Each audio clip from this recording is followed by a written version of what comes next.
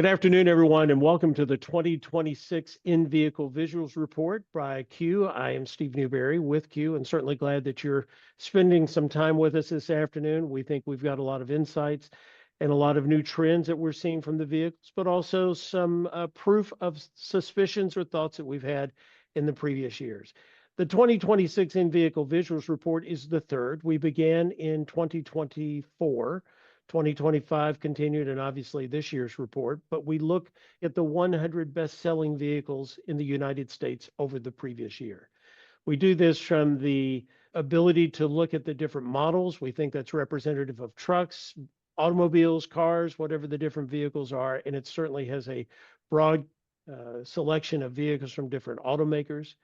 And we have done this, and that's how we decide what the 100 vehicles are. It's a good car, bad car research that's provided. We start doing the research in the fourth quarter of each year, and then after the year closes, their final report comes out. Full disclosure, we're pre-recording this because we wanted it to be a smoother technology experience for everybody. We didn't want the technical gremlins to get to us, but we're still available for chat as you're seeing this now. So if you have questions, if you'd like clarification of anything that we talk about or that we show on this, just pop it into the chat and we'll make sure and respond. We gather all this data, but it would be just raw numbers unless we had the help of Doug Hyde. Doug has a rich background in radio. He understands the importance of this project, and he has the ability to discern, go in, dig, find trends within these numbers. We then share Doug's research with our panel of industry experts. You'll be hearing from them in just a few moments as they make their particular comments. Then we have a roundtable discussion. But Fred Jacobs, Paul Jacobs, Joe D'Angelo, and Mike McVay have reviewed the research and, as it says here, shared their perspectives on radio's in-dashboard potential, challenges, and opportunities for growth. We try to very strictly stick with the same process each year. We do that because we wanted to be able to look at trends, look at patterns. We try not to introduce a new concept or new ideas, but sometimes they do evolve. And if we do, we try to flag them for you. So the way that we go out and collect this information for Doug to analyze and then for our experts to work on is two people on our team. One is our Vice President of Technology and Customer Success, is just an integral part of our team, is Joe Marshall. Joe also works alongside an outstanding young man that has been with us for all 3 years by the name of Jackson Houchins that has a tremendous amount of innate automotive knowledge. And we don't rely on AI to gather these numbers. I think that's something that becomes more important each year as we talk about this. These numbers are gathered by either Joe or Jackson, literally sitting in the vehicle, putting their butt in the seat, going through, looking at the information and gathering this and completing the survey information. We are adding a little bit of a different insight. Joe, why don't you walk us through this slide so that everybody can see? I think this is very interesting. Of the 100 vehicles, what percentage of them represent each brand? We always see Toyotas at the top of the list, and the Fords and Chevys high up on the list. Hyundais and Kias are very popular mid-tier brands. And the other numbers you can see, we've got some of the luxury brands and the lower percentages. But this is pretty consistent with the weighting, I think, that we've seen in the past years.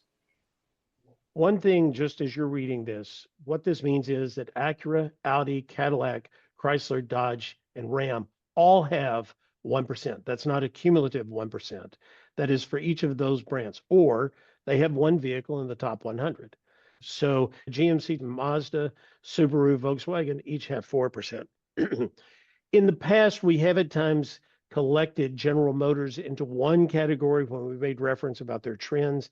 But as you look at that information, when you get the report and study it, know that we've broken General Motors out to each of their individual brands this year. So here's the scoreboard. This is what's become the most widely known and recognized asset that comes from this report each year. Joe, let's just go through, start at the top. I'll talk about the category, and then you can share any insights that you or Jackson might have had from this. FM radio, 100% across all platforms, no change there. AM radio, it's to 100%. I know it had been at 98%. Is that just the question of a couple of models not being in the top 100 that were last year, or what's happening there? That's exactly it. All top 100 models this year had AM radio represented. So that number is at 100% for 2026. Good. HD radio, 70% 2 years ago, down to 67% this past year, but up to 74% now.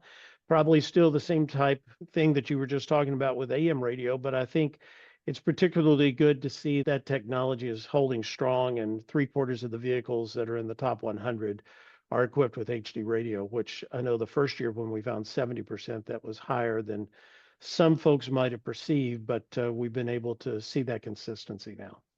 Sirius XM, we saw a fairly significant shift with that this year. Thoughts, ideas, what's going on there? Well, we saw all of the Honda models for this 2026 model year remove Sirius XM. So that was a shift just created by one make on the Sirius XM number. All right. Android Auto and Apple CarPlay, we can talk about those. Not a lot of news on the development. Maybe the first year people were surprised, but boy, that looks pretty consistent. 98, 98, 98. Even my Kentucky math tells me that's an average of 98. So I've got that one figured out. Built-in streaming, though, that is where the real news came from. There is a real trend in the streaming apps. We are seeing several models implement Android automotive platforms, which include inherently some of the apps from the Google Play Store. So that's where some of that number went.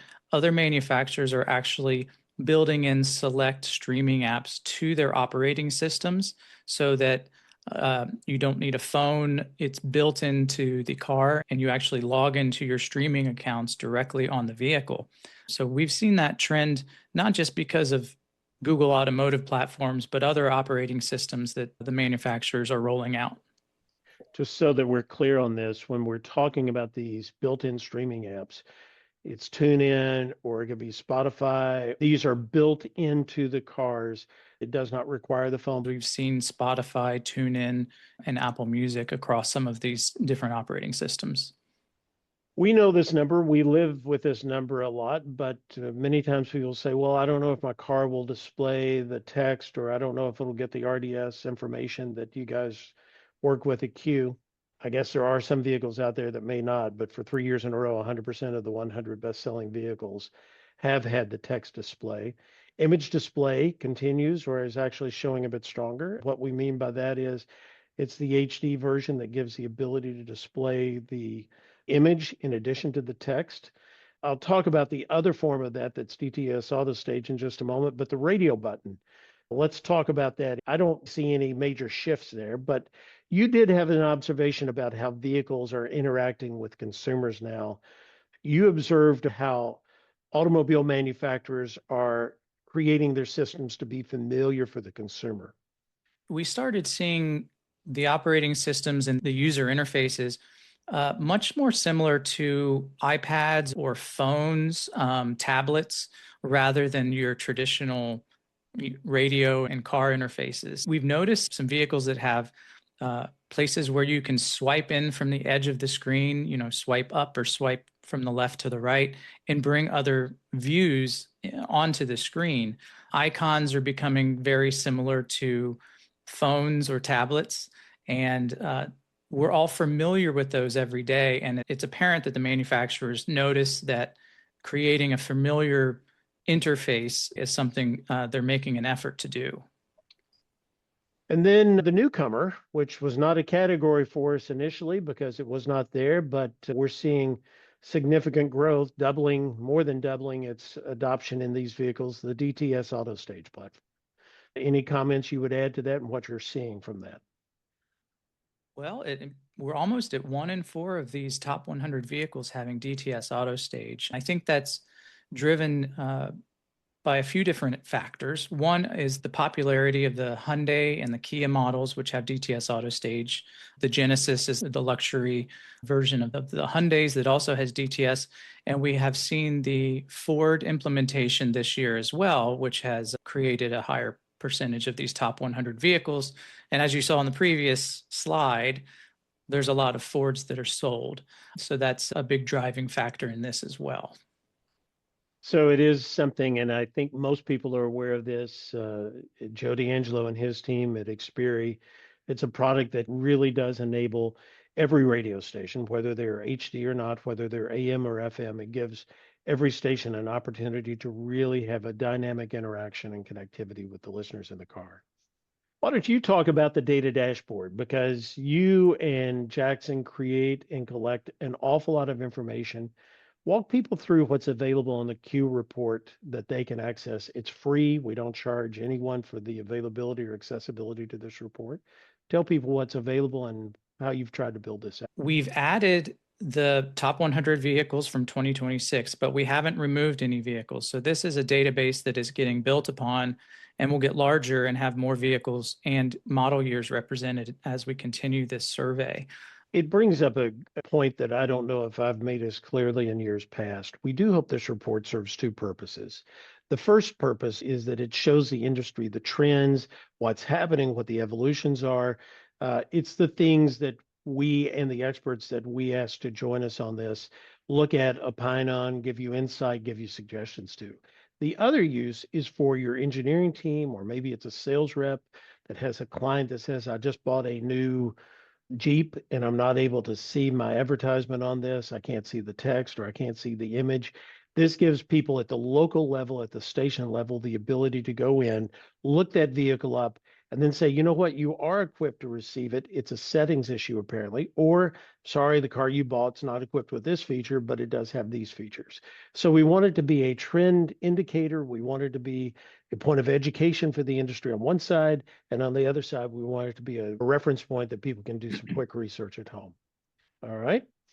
Joe, thank you. I'll jump into what the findings are, but Joe Marshall and Jackson Houchins have done a terrific job for us, and I want to say thank you to Joe and his team for all of that work.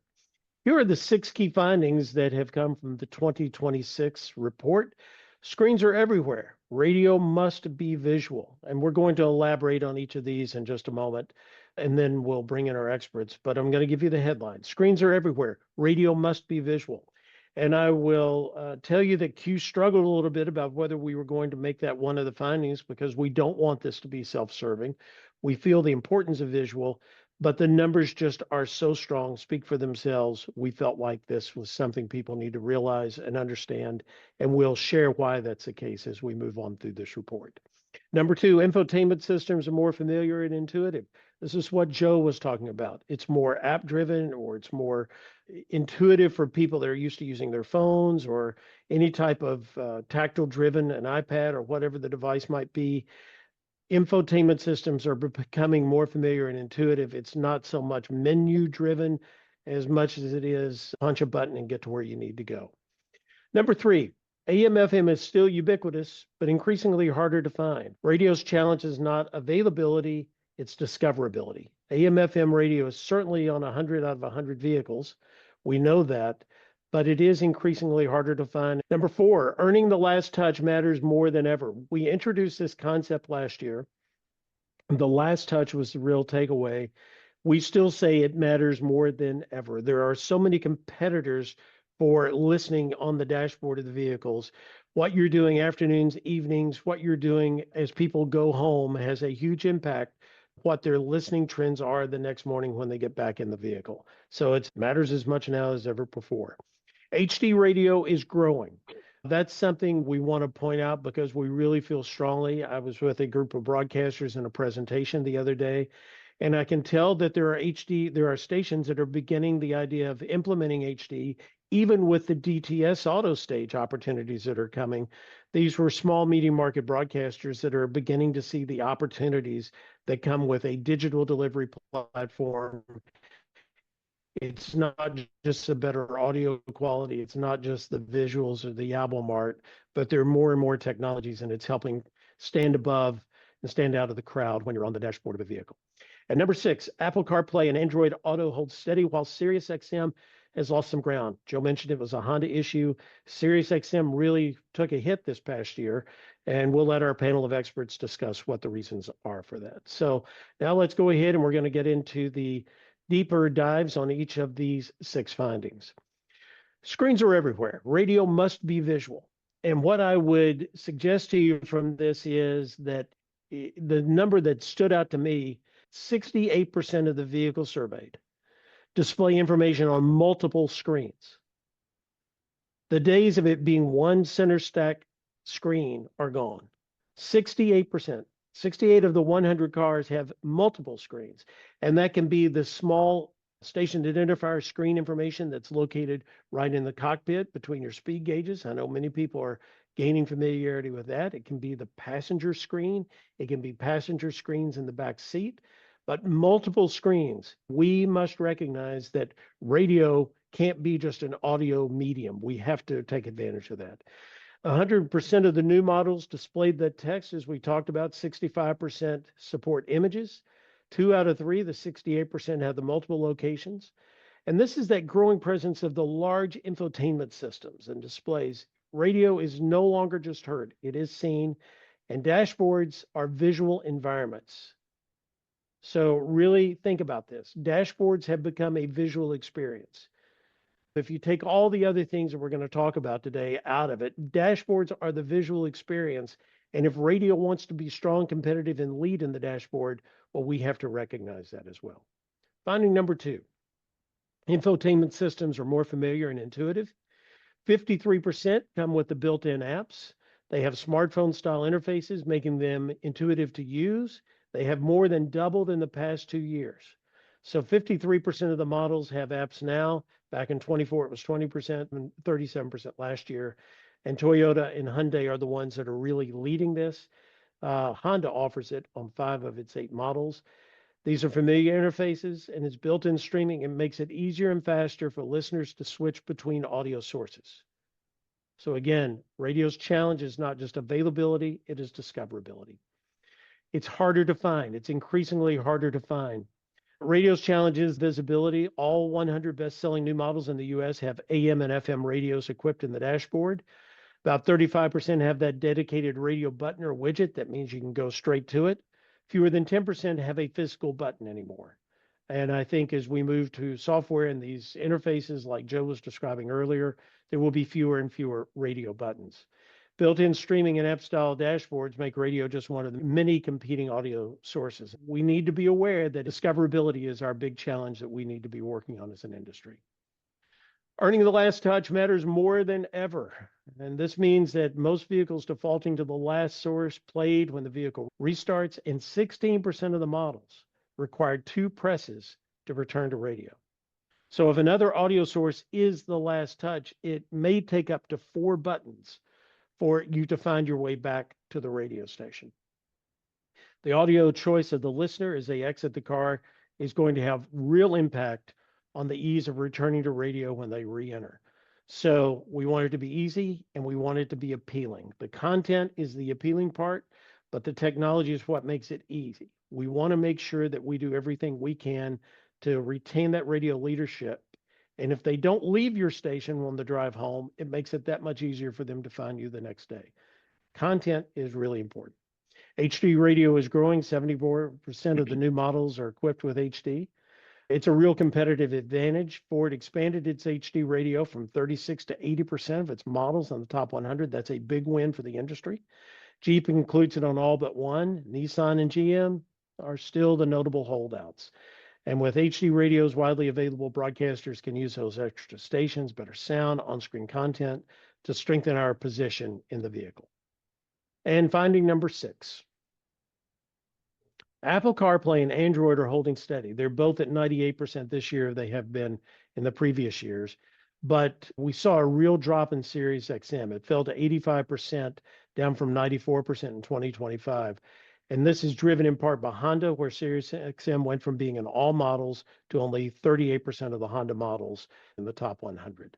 So that is a trend, or at least it's an anomaly this year. We'll see if it turns into a trend and what impact that might have. But part of our report is to try to discern things that may be occurring or trend paths so that radio can react to those ahead of the game. So those are our 6 key findings that we have from this year's report. And it's my great pleasure now to introduce, I'll do this one at a time so that we can let each of them talk about their findings, and then we will open it up for conversation. The first person I'd like to bring to the screen and bring to the microphone to talk about their thoughts in year 3, Fred Jacobs, president of Jacobs Media, one of the true outstanding programming consultants in the country, just an observer of radio and a great blogger. So, Fred, what were your thoughts on this year's research and what did you discern from the takeaways here? Well, Steve, thank you again for including me in this sort of play-by-play coverage of the new Q in-vehicle visual study.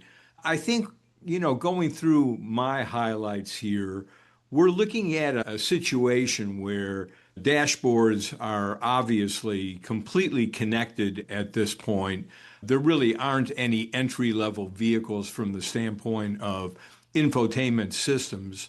And we're looking at a moment in time, I think. And what's great about your studies here is that we've got 3 years of trending. And what we're really seeing with the scorecard in particular, which I think is the most interesting and useful, and that it's not just about the presence of AM/FM radio. And look, let's face it, our industry is working hard to make sure that AM radio is represented in new cars, and FM could be an issue at some point too. I know one of the trades covered Dodge's CEO the other day talking about whether radio was even necessary in his vehicles. But it's not just presence, it's also placement. How easy is it to actually get to the AM FM radio in the car? So that really, I think, is a key finding here. The other thing that jumps out at me, and it's a timing issue, but your study comes out right at the same time our tech surveys do, and we're always asking a lot of questions about what's going on in the car. So I've got that data as well. And one of the things we learned this year in Tech Survey 26 is that 4 of every 10 respondents, key radio listeners, are driving a vehicle that is fully connected at this point. Now, you mentioned the radio button.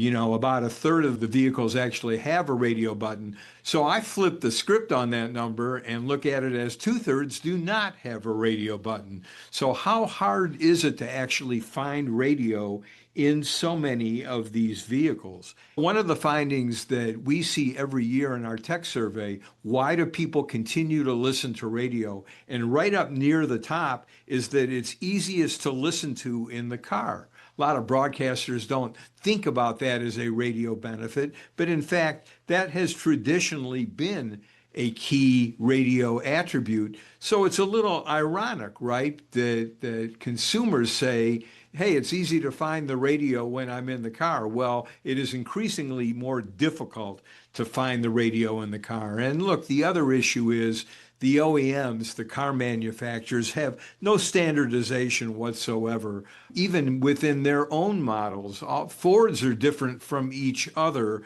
as different as they may be from General Motors or Toyota products. I think it's extremely important here when people go through the report to realize that you're looking at the 100 most popular vehicles. There's obviously a lot of other vehicles out there that anybody can buy or lease, but you're looking at the most popular vehicles here. And I think that really is a great aspect of this report and something that I would definitely underscore for people looking at it for the first time. But, as you mentioned, Apple CarPlay and Android Auto becoming nearly ubiquitous in vehicles. And so that also sets up a situation where radio's discoverability becomes really important. I think another key finding, my fourth one here on the screen, is the importance of making HD radio a priority. I mean, this study is only 3 years old, but the data already shows that about 3 in 4 of the top 100 models in the US actually are HD radio equipped. And I remember the time in the early 2000s when HD radio first came out, and all anybody talked about was, well, when is it going to reach that critical mass where we really need to start thinking about it as broadcasters? We're here now. We have reached that critical mass, and this becomes a really important aspect for radio broadcasters. My last point is that we need to really start thinking about the content and experience that we can control. And the way I look at it is so many programmers don't think consciously about what all of this looks like in a vehicle. To me, there are really three aspects that are important. Certainly, the quality of your stream has to be there. I mean, so many people are listening via the stream in their cars because of the way they are configured, and especially the presence of built-in streaming apps. So that's clearly a factor. And then, of course, the quality of the metadata content. It's got to look good. It's got to be correct. It's got to absolutely reflect what is actually happening on the air. And unfortunately, I think in a lot of companies, there is a set it and forget it idea there with our metadata. Hey, let's just plug the system in and then we can go worry about something else. And you got to look at your own system the same way you would monitor your air. Are there errors? Are there latency problems? Is there content that doesn't belong? And then again, the quality of the station's mobile app in vehicles, critically important as well. You got to check your own app if your station has its own app or even uses an umbrella app. What is the experience of actually getting to your radio station if indeed it's going to come from an app? So those are my 5 key takeaways here. I think just pulling back a bit, here we are more than 2 decades later, and HD radio is actually reaching that point now where it has presence in many of the most popular vehicles in America. And really, at a time when radio is under pressure to innovate and garner attention for the medium, I look back at those HD side channels, the HD2s and the HD3s, as an opportunity to be creative, to reflect the local market, to be able to do things that we're just not going to do on our HD1s, our main stations, because we're concerned about the ratings and all of that. But the HD2s and HD3s really afford us an opportunity to really get radio back in the attention game. So I think that idea of being able to generate buzz and even attract new listening to the number one listening location is really important at this point. So that's my look at the report. Again, Steve, I appreciate you having me and Paul be a part of this. Fred, thanks so much. Always a great insights. And from the perspective of a programmer, do want to also bring the other Jacobs member of the family in, and that's Paul. They're kind of the yin and the yang. Fred has the programming side. Paul brings a great perspective on revenue, on sales, always has some thoughts about the opportunities there. So, Paul Jacobs, what were your thoughts about this year's report? Fred and Steve and Mike are going to really focus a lot on discoverability through the audience's perspective. I want to talk about advertiser discoverability because I think it's equally as important, but you'd expect me to say that because I'm a sales guy. So I'm going to focus on that third finding. Discoverability is an opportunity, also our biggest risk. If 53% of the top 100 have built-in apps, but at the same time, only 35% have a radio button. These built-in apps scream competition. And if we are out selling radio's potency in cars and saying, we're number one in the cars, and your clients get into a car and they can't find it, it's really sending a tough message. So I believe radio stations need to go on the offensive. I think we need to market our in-car presence to advertisers. We need to promote the fact that you can not only listen to us on the radio, but with HD radio, with enhanced visuals, with Q, with RDS, and even radio's availability in our own apps, but on iHeart, Odyssey, TuneIn, and whatever. But if we don't go on offense and point it out and advertisers hop in a car and can't find it, it's a real problem for us. So, hey, really good news that Sirius XM is declining and our 2 gateways into the car, CarPlay and Android Auto, are dominating. That's great. But again, if advertisers can buy Spotify locally, we need to really lean in to the digital inventory that we have available in the car. So building on what Fred said, We need to market our mobile apps and their availability in Apple CarPlay and Android Auto. But we also need to make sure that we've got great sponsorship and advertiser opportunities in our mobile apps. So pre-roll, whether it's audio or video, the display of radio in the car through things like Q and DTS Auto Stage, having advertiser guides and the ability to find our advertisers in our app, sponsored content, things like that. We've got some work to do. Some stations are doing a good job, but we own a mobile app company and we see a lot of radio stations leaving money on the table. When you pair it up with the findings of this study, we really have got to lean in. The fourth point, in-car audiences expect more than sound. Just think about your own life, how the whole culture is moving to video. And it says in-car audiences expect more than sound. All audiences expect more than sound. They expect visuals. Think about the trend to video.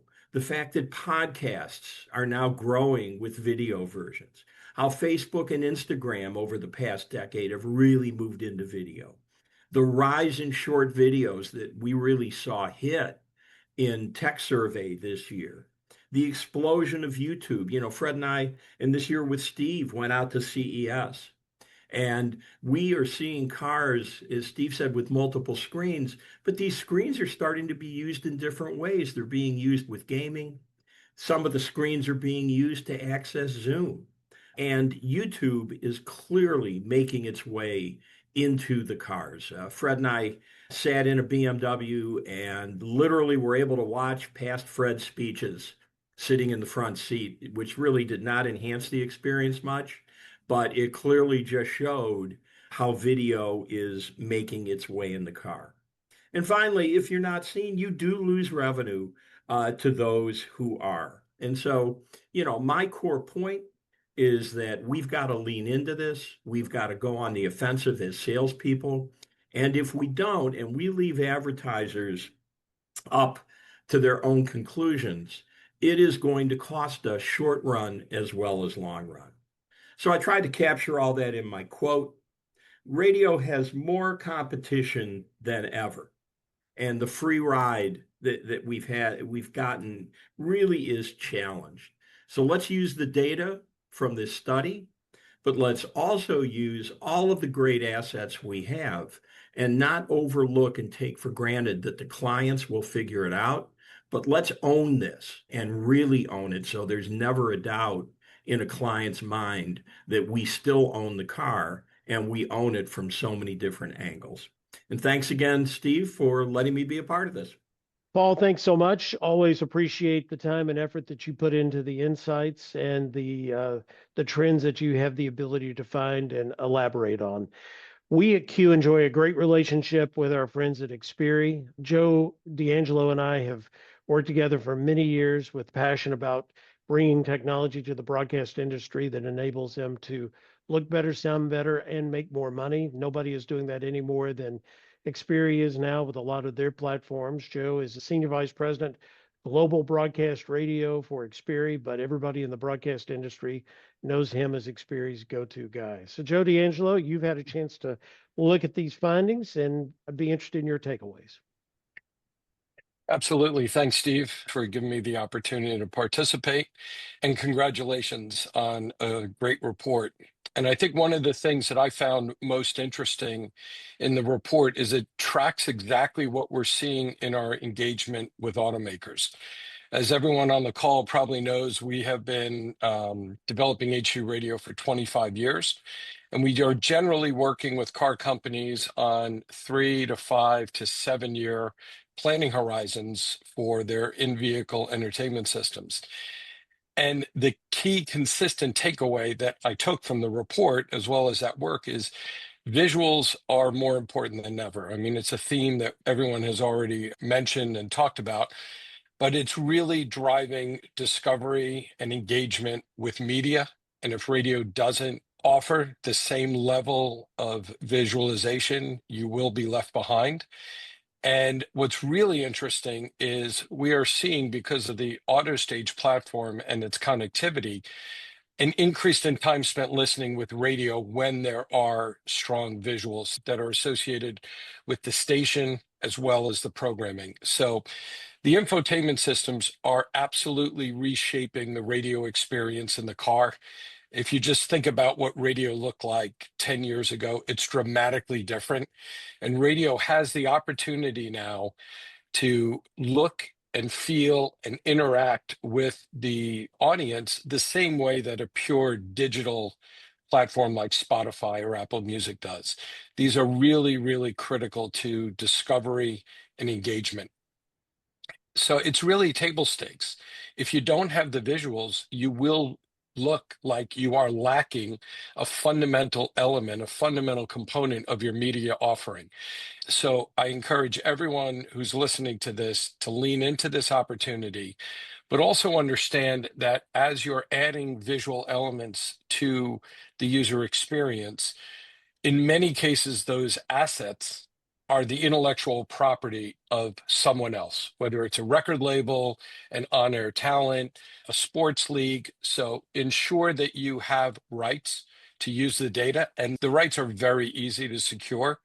But don't assume you have rights to use third-party visuals. As I also mentioned, the research that we've done with DTS AutoStage, our connected platform, we now have 9 million cars on the road in the US with that technology. We are seeing an increased time spent with radio. It's incredibly comforting and exciting to see. Since we launched AutoStage, our average time spent listening was about 33 minutes. We're now over 40 minutes per day per car, which is very gratifying from a technologist perspective, seeing our efforts having a direct impact on not only the consumers, but also the industry that we're here to serve. So if you're not on AutoStage, please join. It's incredibly powerful. And as I mentioned, 9 million cars are now being measured. So you're going to learn more about your audience than ever. As a result, I think you'll take away this theme in all of my points. Visuals are and need to be a core component of your programming. Your programming is now just not the audio that you're broadcasting. It's the entire media experience. It's the text, it's the visuals, and obviously it's the audio. But the vehicles are giving you the opportunity to really stand out with your drivers. And finally, a bit of really good news. Apple CarPlay and Android Auto are prolific, right? They're everywhere in every car. Apple CarPlay Ultra, which was released earlier or late last year, and the latest version of Android Auto, both support native control of the radio. They have a media and radio embedded app. So now you can actually, as a user, get to that native tuner in the car and have a very rich user experience. So prior to this, users would have to exit CarPlay in most cases, go to the native radio user interface of the vehicle, and then navigate to radio. So really pick a platform. Now that choice is kind of blended. So you can access radio from CarPlay or Android Auto, much like you can now access Spotify and Apple Music from the native user experience in the radio. I think all these points lead into my quote on the next slide is radio is extremely well positioned in the dashboard. You not only have the loyalty of your audience, and if you look at the Share of Ear report, you see radio is still the most consumed audio source in the vehicle, but you can seize that opportunity. And I believe, based on the data we've seen, grow your audience, grow the time spent listening by using RDS, leveraging HD radio, joining DTS AutoStage, and really exploit these new technologies that are just sitting there in the dash, waiting for you to take advantage of. You really should embrace these capabilities, and I think radio has a fantastic future. It's not hyperbole. I'm seeing it in how the audience is engaging with this modern radio experience. So Joe, thank you, those are great Steve. words. Joe, you look at a lot of radios and you talk to a lot of broadcasters, but more importantly, you're seeing the global impact of this. And Those are very comforting words, but the action, there's a call to action in there. You got an opportunity, Absolutely. but you have to take the action. So the person that we turn to next to talk about the actions for listener engagement, to take advantage of all these opportunities, is also one of the most recognized programming consultants in the country, a great broadcaster, as we now call him the icon. He's a Hall of Famer, and he's on our call with us today. Mike McVay, what are your thoughts? What are your takeaways? Yeah. Well, first off, it's fabulous to be with all these other great minds on this panel. Everything I have heard comes back to how important it is for programmers and content creators to care about all of it. No longer can we turn on a radio station and say the PD is responsible for what comes out of the speakers. It has to be multi-platform. If the auto is that place where we still have large audiences in radio, then we need to maximize that, or we're going to lose that bastion of listening as well. Whatever was listened to last is what's heard and seen first the next day. That's really not a new idea or strategy. Those that have been around a while, it was a big thing at sports in the old days. If you had baseball at night or some other great programming, Delilah, other nighttime shows, Alice Cooper, that led to possibly the radio being there when somebody turned on the car in the morning. Well, that tactic and strategy still matter. Get that last listen, because then you're there in the morning and you're not dependent on somebody else trying to figure out how to find the radio. Program beyond prime time because of that. I know that in sales, Monday through Friday, 6A to 7P is what's always touted. I've sat in rooms where there have been sales consultants, none of those present on this meeting, say nighttime doesn't matter. I don't care about it. And it's where they end up bonusing commercials to be able to get a cost per point. Well, you're damaging the rest of your radio station. It all matters. If there's an audience there, then your brand is being magnified. It matters. Screens being such a large part of in-car listening, and screens being, as we heard, important everywhere. Studios now having cameras. Visualization of radio in the car is important. You're adding another sense, the sense of sight to sound. And what we heard about the apps, I can verify is true. When my granddaughters get in my car, my radio changes to their phone, whatever they have on Apple CarPlay, and suddenly the app pops up that they're listening to on my screen. And there have been times when it's a local radio station, I've said, hey, you guys, I can just hit a button? Now we're good, Papa. We got it. They're happy with their devices and their apps. You need to maximize every platform you have. HD radio gives you the chance to do a lot more in your communities and have a lot more to sell. Like one of my clients who has high school football on their main channel and other high schools on the other channels. So think about all of those things coming into your car. What I want you to walk away with, this thought and this quote, is that the last listen is really what's so important to keep building your audience and bring them back. If what we know from Nielsen is repeat tune in is important, then take advantage of what's there and get the last listen. Steve. All right. Mike, thanks so much. Really appreciate your insights as always on this. So let's recap the 6 findings that we've been talking about so that everyone can have a recollection, and then we'll open it up for a roundtable conversation on it. Finding number 1, screens are everywhere. Radio must be visual. That's been pretty consistent from everybody that's spoken. Number 2, infotainment systems are becoming more familiar and intuitive. That's good for radio. That's also a challenge for radio because it's just now as easy for them to find other sources of audio entertainment as it is the radio. AM/FM is ubiquitous, but it's increasingly harder to find. That's the availability versus discoverability. Item number 4, or finding number 4, earning the last touch matters more than ever. Number 5, HD radio is growing and presents a lot of opportunities. And item number 6, finding number 6, Apple CarPlay and Android Auto hold steady while SiriusXM loses ground. With that, let's invite our panelists all back into the room at the same time, and we can have a conversation to talk about the findings. I do want to start with the fact about the visualization. Whether it is Fred saying so much of the opportunity for branding is there, whether it is Paul saying that there's revenue opportunity, Mike saying somebody's got to own it in the building, who is going to own it.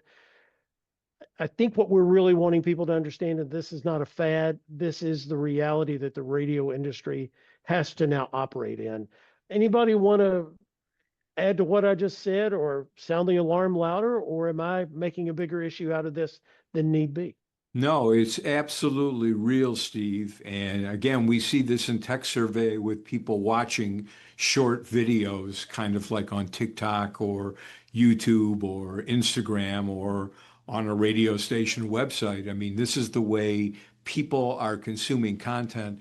And I think the difficult thing for a lot of radio people is that we all came into the industry thinking that we were painting pictures with our words and our sounds, and to kind of flip over and go, well, wait a minute, it's also how we look and how we visualize ourselves. You know, Mike talked about the idea of cameras being in the studio. I mean, 20 years ago, I mean, that would have been unthinkable to the degree that it is now. People love to come into their own radio stations, you know, wearing sweats and not having shaved for 4 or 5 days. And it's not like that anymore. So the visuals absolutely do matter. And I think getting radio on board with that is really important. I have a phrase that I have used, and it's the best way I know to describe what I think the opportunity is for visual with audio. I think great audio absolutely matters. I think it has to continue to be. We can do the theater of the mind, all the things, but visuals give us an opportunity to echo the audio content. It is a visual echo of what we're doing. So if you're running a contest, you can visually echo the number or the question or whatever it might be. If you're running an ad, you can visually echo what the client's message might be. If you're doing an interview with someone on your sports talk or news talk station, you can visually echo what the topic is, or you can put the phone number where it's immediately available, or you can let the listener know who you're talking to.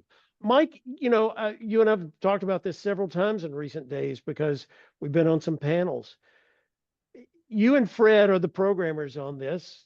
And what do you say to one of your clients to really create that passion about the visualization? There's so many different layers to that onion, right? It starts first off with if the other guys are there and you're not, then you must be inferior. You don't have that same enriched look. There's something lesser about your station. That's going to resonate with advertisers as well as listeners. And then look at the fact that if a program director is responsible for the sound and image and branding of a station, then they should be responsible for all of it. The sound on the stream, what the visualization is in the auto, how the station's logo looks, how the app is enacted. There's so many more pieces of the cowl that have to be used than in the past.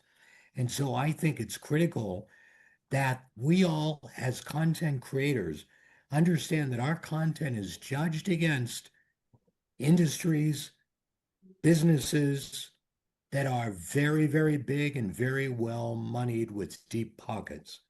We need to create the impression that we're right there with them so we can compete with them. So I'm a program director at a station that's had budget cuts and, you know, in the name of efficiency. And listen, we're all faced with this. It's not, I'm not casting any aspersions about that, but you're the program director that feels like you're already, I can't handle it. How do we help those broadcasters? What things that we can do both in terms of mindset, but, you know, Joe, D'Angelo, you guys have tremendous amount of resources in terms of metadata resourcing that we can help stations with. Joe Marshall, there are services and experiences and context that we're trying to provide to make it easier for these broadcasters to do it. But what hope can we hold out for those program directors that are thinking, how in the world am I going to manage this whole aspect of it when I'm having a hard time just keeping jocks in the studio or keeping voice tracks updated? Well, Joe D'Angelo? yeah. Well, I think, our partnership over the last, I guess it's 5 or 6 years now, has really made the solution, the integrated platform coupled with the metadata, very, very easy to use. And we've extended the functionality so much that we cover broadcast, connected car, streaming. It's all in an integrated solution. So I don't think, not to be too blunt about it, but I don't think it's too hard or it's too expensive or it's too complicated, um, is a valid excuse anymore. We have thousands of stations now um, doing the right thing with metadata. So it can be done. It can be done without a significant additional workload on the station. A lot of this has been automated. And the value extension, now that it's integrated with AutoStage, accrues all the way to measurement. So there's a very, virtuous cycle here around technology and user experience. And I do want to make another point, though, a little broader point about radio in the car overall. Broadcasters are now being given the opportunity of an advanced radio platform in the car. The OEM product planners have made the investment to bring radio up to a visual medium, like they've done with Spotify, like they've done with so many other platforms, SXM, for example. Radio now has the obligation to meet the OEMs where they are with these platforms, because if radio does not take advantage of these capabilities and deliver the user experience that the driver now expects across all these media types, radio will still be there, but it will lose its prominence. There'll be no motivation to make it easier to use radio if that radio experience is blatantly behind other media experiences in the car. So I think, not to sound the alarm, so to speak, but I really do think the opportunity is there and the tools are there. So the time is now, if I can echo what Fred was saying. Joe Marshall, I know all the things that you're involved in, and that's making it easier for people to get graphic information, visual information on their screens is part of what you devote a large part of your life to, along with Ben Hoosman. What do you see in terms of the Q product or other products that you observe that make it easier or less time consuming for the program directors to really be engaged and put information on the screens that makes their station, their listener experience even better? Absolutely. Yeah, I think Joe used two words that are key for me: automation and integration. That's been an idea with Q for as long as I've been here, now going on 6 years. We have lots of new products that we're working on and have released that give some automation aspects to the programmers so that they are not typing in every character of every display and every image. We have APIs, we have application interfaces to allow other applications to connect to Q. So one thing I'm really excited about that's been in place on the advertising side, we have had an integration with workflow systems like vCreative, which allows the work that's done in the production system to be duplicated into Q. No one actually even has to log in to do that. What Joe mentioned now is there's a back channel. We have a complete circuit from the entry of these advertisements to the analytics of when they played and how many people saw them. We're completing work on that path, which is very exciting because that is a real bidirectional system where we have true feedback. This is not an estimation. This is true feedback of who's listening and how many cars are listening. So I think that's a huge opportunity on the sales side of radio that gives us a new way to measure things with real numbers like the digital world currently does. And that's what the salespeople of this generation are expecting. They use those words that the radio industry is not used to, impressions and attribution and things that are a two-way verification of who's listening. And I think that's a really exciting part of the technology side of things. Joe talks about trying to make it as automated and as integrated, and we're certainly doing that. But Paul, he used our favorite five-letter word.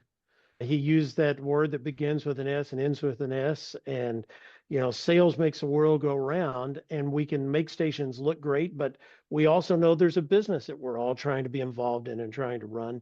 Your thoughts as you see this and as you listen to this report and you had your findings, but when Joe talk about the fully connected path now, from the time data goes in to the ability to be able to monitor that with this DTS AutoStage platform, what are your thoughts and what do you see as the opportunities that radio stations can take advantage of, understanding where the automobile is today?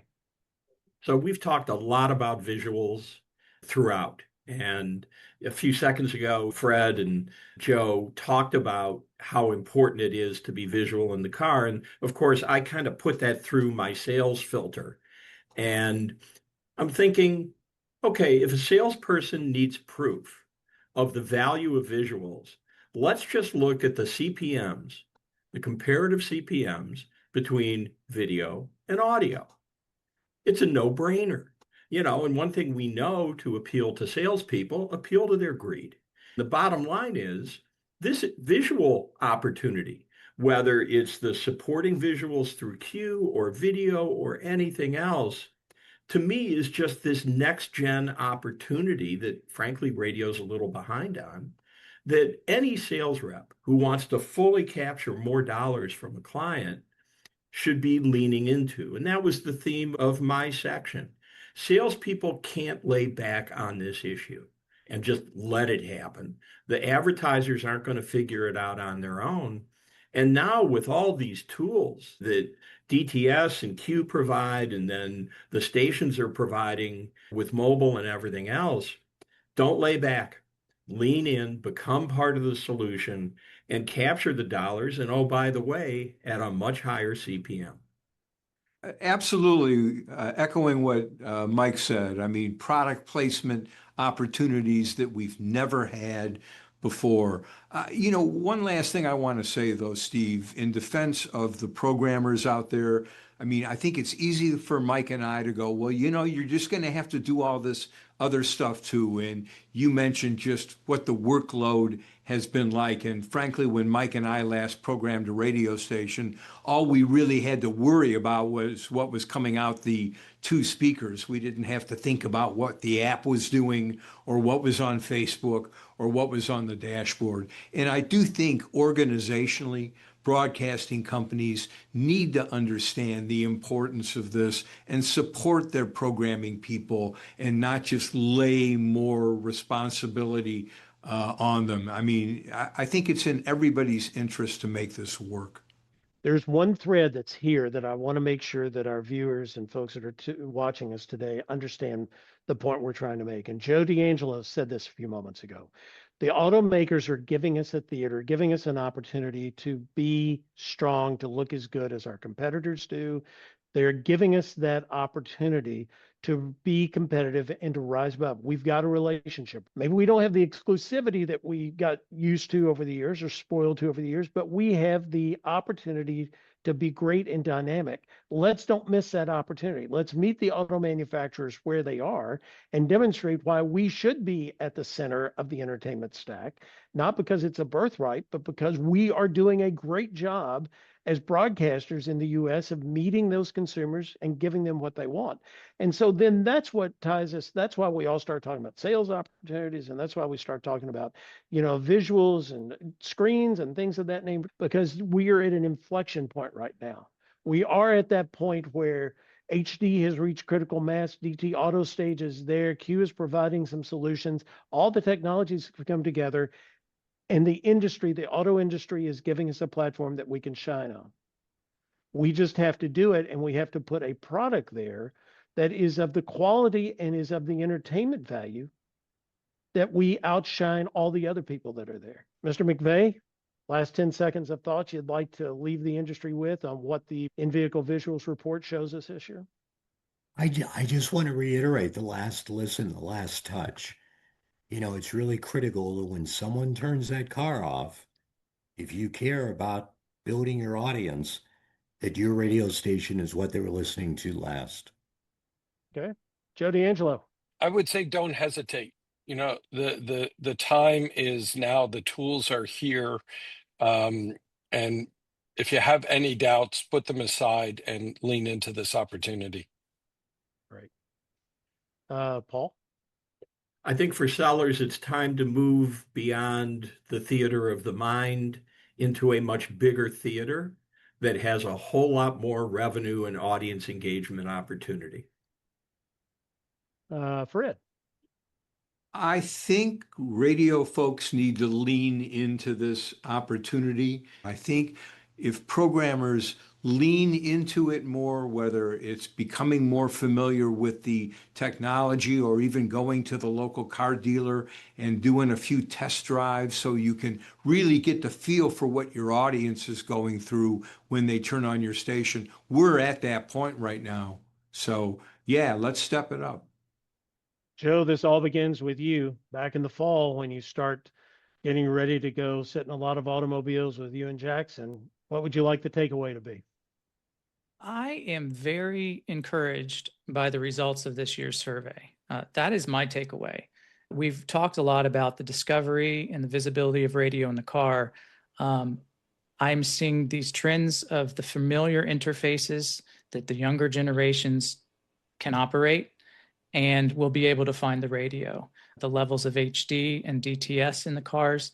It's been a very encouraging year to see the automakers start to make these shifts.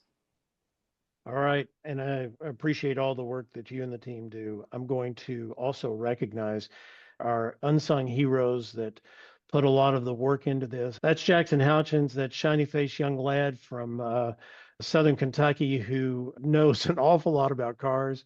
His dad told me he was reading Car and Driver when he was 7. So if that gives you any idea, that's how Jackson is.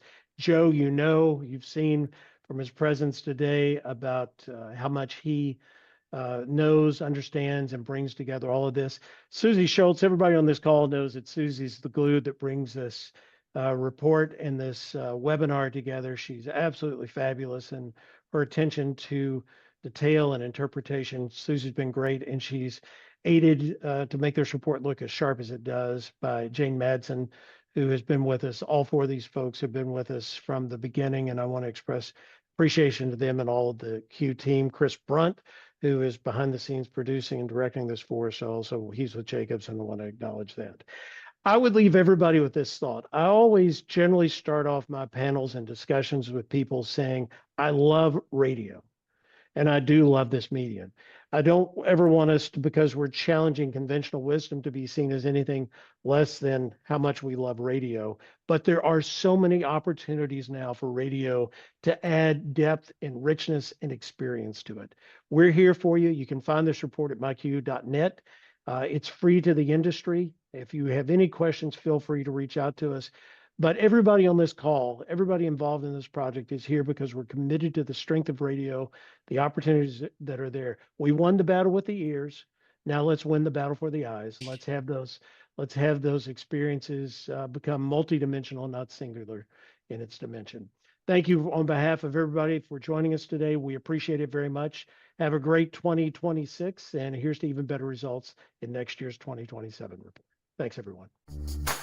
Our station now features Q, a technology enabling us to display text and images about your brand on vehicle dashboards. These visual cues can appear during programming and when your radio ad airs. Listeners love seeing cues. Just like they look for the song title and artist information, they crave details about advertisers they hear on the radio. Here's how Q works and looks. Ad syncs visually echo your radio commercial, and as it airs, a visual message appears on screen.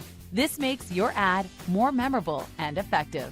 In fact, research shows an average increase of 63% in awareness of ads with a visual display. Content partnerships appear on screen without any commercial audio during our programming content. They associate your brand with the best of our station, keeping your brand top of mind in our community. Sponsorship cues are very memorable and can give you thousands of impressions each month. Today, 85% of vehicles on the road can display text on the dashboard, and each year that number grows. For the 25% of vehicles on the road that can display both text and an image, we'll present your logo at no additional charge. Q provides a positive experience for listeners and powerful visual reinforcement for your brand because our listeners can now see your radio advertising. Interested and want to learn more about how Q can help your business? Let's talk about what Q can do for you.